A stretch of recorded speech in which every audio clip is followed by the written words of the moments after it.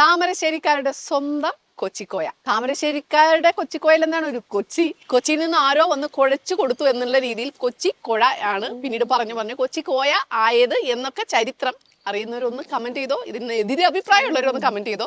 എന്താണെങ്കിലും സംഭവം അടിപൊളിയാണ്. താമരശ്ശേരിക്കാരുടെ ഒരു ഹെൽത്തി ഫുഡ്, ഹെൽത്തി ഡ്രിങ്ക് ആയിട്ടും വേണമെങ്കിൽ നമ്മൾ എന്തുപയോഗിക്കാം, ഈ കൊച്ചിക്കോയ ഉപയോഗിക്കാം. അപ്പൊ നല്ല പഴുത്ത പൂവമ്പഴമാണ് വേണ്ടത്. ചിലർ റോബസ്റ്റ യൂസ് ചെയ്യുന്നത് കണ്ടിട്ടുണ്ട്. പക്ഷെ നല്ല പഴുത്ത നാടൻ പൂവമ്പഴം ഉണ്ടെങ്കിൽ അതിന്റെ കൊച്ചിക്കോയുടെ ഒരു യഥാർത്ഥ രുചിയും മണവും വരത്തുള്ളൂ. അപ്പൊ തൊലി ഇങ്ങനെ കളഞ്ഞിട്ട് ഇതാ ഇങ്ങനെ ഉടച്ചെടുക്കണം. കൈ കൊണ്ട് ഉടയ്ക്കാം, അല്ലെങ്കിൽ കടകോലാണ് ഏറ്റവും നല്ലത്. മിക്സിയിലൊന്നും ഒരിക്കലും ഉടയ്ക്കരുത്, അതിന്റെ ടേസ്റ്റ് മൊത്തമായിട്ട് പോകും. 1 കിലോ പഴമാണെങ്കിൽ 2 കൈപ്പിടി നിറച്ചും ചെറിയുള്ളി കുഞ്ഞായിട്ട് അരിഞ്ഞത്. ഇതിപ്പോൾ ഞാൻ 1 കിലോ പഴമില്ല, 1/2 കിലോ പഴം എടുത്തിട്ടുള്ളൂ. അപ്പൊ നമുക്കൊരു ഒറ്റ കൈപ്പിടി ചെറിയുള്ളി കുഞ്ഞായിട്ട് അരിഞ്ഞതിലേക്ക് നമ്മൾ എന്ത് ചെയ്യണം, ഒരു 2 ടേബിൾ സ്പൂൺ പഞ്ചസാര ഇതാ ഇങ്ങനെ ഇടുകയാണ്. നന്നായിട്ട് അങ്ങോട്ട് ഞമിണ്ടി എടുക്കണം. ഞമിണ്ടുക എന്ന് പറയും. നമ്മൾ ഞെകിടി എടുക്കുക, അല്ലെങ്കിൽ ഇങ്ങനെ കുഴച്ച് മിക്സ് ചെയ്തെടുക്കുന്നതിന് അവർ ഞമിണ്ടുക എന്ന് പറയും. ഓക്കെ, അപ്പം ഞമണ്ടി എടുക്കുക. ഇത് എന്തിനാ ഇങ്ങനെ ഞമണ്ടി എടുക്കുന്നതെന്ന് വെച്ചിട്ടുണ്ടെങ്കിൽ ചെറിയുള്ളിക്ക് ഒരു രുചിയുണ്ട് അല്ലേ, ഒരു കുത്തന ഒരു രുചിയുണ്ട്. ആ രുചി മൊത്തമായിട്ട് നമ്മുടെ പഞ്ചസാര അബ്സോർബ് ചെയ്യും. അപ്പോൾ ഈ കൊച്ചിക്കോയ എന്നുള്ളത് ഒരു ടേസ്റ്റി ആൻഡ് ഹെൽത്തി ഡ്രിങ്ക് കൂടി ആയതുകൊണ്ട് നമുക്കതിൻ്റെ ഒരു അരുചി ഫീൽ ചെയ്യാതിരിക്കാനാണ്. പച്ച ഉള്ളിയാണല്ലോ ഉപയോഗിക്കുന്നത്, അതിനാണ് ഇങ്ങനെ നന്നായിട്ട് ഞമ്മണ്ടണം. ഞമ്മണ്ടി ഇതേ നല്ല പാച്ചോറ് പോലെ ആയിട്ടുണ്ട്. ഇതാണ് ഇതിന്റെ ഒരു പാകം. ഇനി നമുക്ക് എന്ത് ചെയ്യണം, പഴം ഞമ്മണ്ടി വെച്ചതിലേക്ക് അങ്ങോട്ട് ഒഴിക്കാം. വലിയൊരു നല്ല പച്ച തേങ്ങയുടെ കട്ടി തേങ്ങാപ്പാല് നമ്മളിതാ ഇതിലേക്ക് അങ്ങോട്ട് ഒഴിക്കാം. 1/4 ടീസ്പൂണിൽ താഴെ ഉപ്പിടാം. ഞാനിവിടെ പിങ്ക് സോൾട്ട് ആണ് കേട്ടോ ഇടുന്നത്.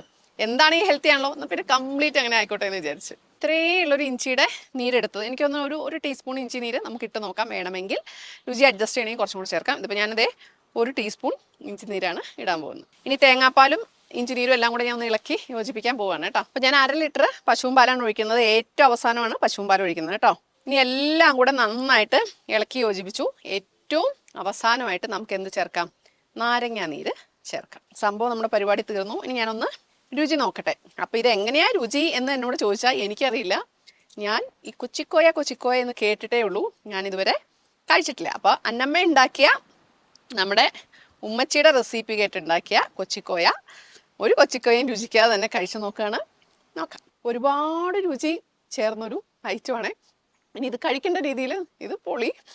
പിള്ളേർക്ക് ഇത് തന്നെയായിട്ട് കുറുക്കായിട്ട് കൊടുത്താലും ഓക്കെയാണ്. ഇനി ഇത് കഴിക്കേണ്ട രീതിയിൽ നമുക്കൊന്ന് കഴിക്കാം. അപ്പം നമ്മൾ അവല് നല്ല ചുമക്കെ വറുത്തെടുത്തിട്ട് കേട്ടോ, കിളിന്ന് കേൾക്കുന്നുണ്ട് സൗണ്ട്. അപ്പം ആദ്യം നമുക്ക് അവല് നമ്മുടെ പാത്രത്തിലേക്ക് ഇടാം. അപ്പം നമ്മളതേ മിശ്രിതം എടുത്തിട്ട് അവൻ്റെ മുകളിലേക്ക് അങ്ങോട്ട് ഇടാം. സാധാരണ ഭക്ഷണം കഴിക്കുമ്പോൾ വീട്ടിൽ കഴിക്കുന്നതെന്നൊരല്പം മര്യാദ ക്യാമറയുടെ മുമ്പിൽ അല്പം മാത്രം കാണിക്കാൻ ഞാൻ ശ്രമിക്കാറുണ്ട്. പക്ഷെ പലപ്പോഴും പരാജയപ്പെടാറുണ്ടെന്ന് നിങ്ങൾക്കറിയാം. പക്ഷെ ഇന്ന് എൻ്റെ ഭക്ഷണ സ്വാതന്ത്ര്യങ്ങൾ മൊത്തം ഞാനിവിടെ പൊളിച്ചെടുക്കുകയാണ്. കാരണം കൊച്ചിക്കോയ കഴിക്കേണ്ടത് കൈ കൊണ്ട് ശരിക്കും ഞകിടി വായിലേക്ക് വാരിയിട്ട് ആസ്വദിച്ചിട്ടാണ്. പലരും പറയും, അന്നമ്മേ തിന്നുമ്പോൾ സൗണ്ട് ഉണ്ടാക്കല്ലേ, ഇത്രയും അടിപൊളിയായിട്ട് ഒരു സൈറ്റ് ഉണ്ടാക്കിയ. എനിക്കറിയാൻ മേലെ സൗണ്ട് ഉണ്ടാക്കാതിരിക്കാൻ. ശരിക്കും ആക്രാന്തവും കൊതിയും രുചിയും തന്നെയാണ്. ഇനി കൊച്ചിക്കോയ കഴിക്കാൻ വേണ്ടിയിട്ടേ ഇന്നലെ ഉച്ചയ്ക്ക് ഒരു തുണ്ട് ചോറുണ്ട് ഞാൻ എൻ്റെ ഫുഡ് അവസാനിപ്പിച്ചാണ്. ഇപ്പൊ ഇതാ പിറ്റേ ദിവസം ഉച്ചയ്ക്ക് 12 മണിയായി. ആ വിശപ്പും കൊതിയും രുചിയും എല്ലാം എന്താ അങ്ങനെ തന്നെ. കൊച്ചിക്കോയ താമരശ്ശേരിയിലേക്ക് കൊണ്ടുവന്ന വിദ്വാൻ ആരാണോ അങ്ങേർക്ക് സ്തുതി. ഇതൊന്നും പോരാ, നല്ല ട്രഡീഷണൽ റെസിപ്പി എനിക്ക് പറഞ്ഞു തന്നെ നമ്മുടെ ഫസ്നയുടെയും എൻ്റെയും സ്വന്തം ഉമ്മച്ചിക്ക് ചക്കര ഉമ്മ. കഴിക്കാൻ പറ്റുന്നതിന്റെ ഇരട്ടിയാണ് ഞാൻ കഴിച്ചത്. ഇനി ഇത്രയും നിന്ന് ഇനിയും ഞാൻ കഴിക്കും. അത്രയും ടേസ്റ്റ് കിട്ടോ. കൊച്ചിക്കോയ ഇത്ര മാത്രം ഹിറ്റായതിന്റെ കാരണം ഇപ്പൊ എനിക്ക് മനസ്സിലായി. ഇതൊരു ഹെൽത്തി ഫുഡ് എന്ന് മാത്രമല്ല ഞാൻ പറയുന്നത്, ഇതൊരു കംപ്ലീറ്റ് ഫുഡ് എന്ന് വേണമെങ്കിൽ ഞാൻ പറയാം. അതായത് മധുരം ഇതിൻ്റെ അകത്തുണ്ട്, ചെറിയ രീതിയിൽ ഉപ്പിട്ടിട്ടുണ്ട്, ഇഞ്ചിയുടെ എരിവുണ്ട്, നാരങ്ങയുടെ പുളിയുണ്ട്, പിന്നെ പാലിൻ്റെയും തേങ്ങാപ്പാലിൻ്റെയും രുചിയും ഗുണമുണ്ട്, അവലിൻ്റെ പ്രത്യേകമായിട്ടുള്ള മണമുണ്ട്, ചെറിയ ഉള്ളിയുടെ ചെറിയൊരു കമർപ്പുണ്ട്. എല്ലാ രുചികളും ചേർന്ന ഒരു ഹെൽത്തി ഫുഡാണ് നമ്മുടെ കൊച്ചിക്കോയ. ഇനി അങ്ങേറ്റം ഡയറ്റും ഹെൽത്തും നോക്കുന്നവർക്ക് 2 കാര്യങ്ങൾ ചെയ്യാം. നമ്മുടെ ഞെകിടാൻ, നമ്മുടെ എന്താണ് ചെറിയുള്ളി ഞെകിടാൻ എന്ത് വന്നാലും പഞ്ചസാര വേണം. പഞ്ചസാര യൂസ് ചെയ്യേണ്ടെന്നുള്ളവർക്ക് നിങ്ങൾക്ക് കോക്കനട്ട് ഷുഗർ യൂസ് ചെയ്യാം, 100% ഹെൽത്തിയാണ്.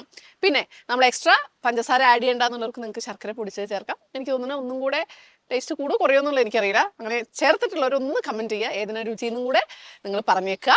പക്ഷേ ഈ വെളുത്ത പാലും എല്ലാ തേങ്ങാപ്പാലും പശുവും പാലും ഒക്കെ ആകുമ്പോൾ തീർച്ചയായിട്ടും അതിനകത്ത് പഞ്ചസാരയായിരിക്കും യോജിക്കുക. എന്താണെങ്കിലും ഒത്തിരി എനിക്കിഷ്ടമായി. താമരശ്ശേരിക്കാരെയും കൊച്ചിക്കാരെയും ഒരുപോലെ സ്നേഹിക്കുന്നു.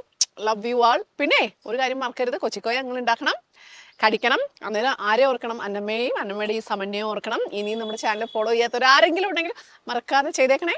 പിന്നെ വീഡിയോ ഇഷ്ടമായാൽ ഷെയർ ചെയ്യാനും മറക്കണ്ട. അപ്പോൾ ഒത്തിരി സ്നേഹത്തോടെ നിങ്ങളുടെ സ്വന്തം അന്നമ്മ.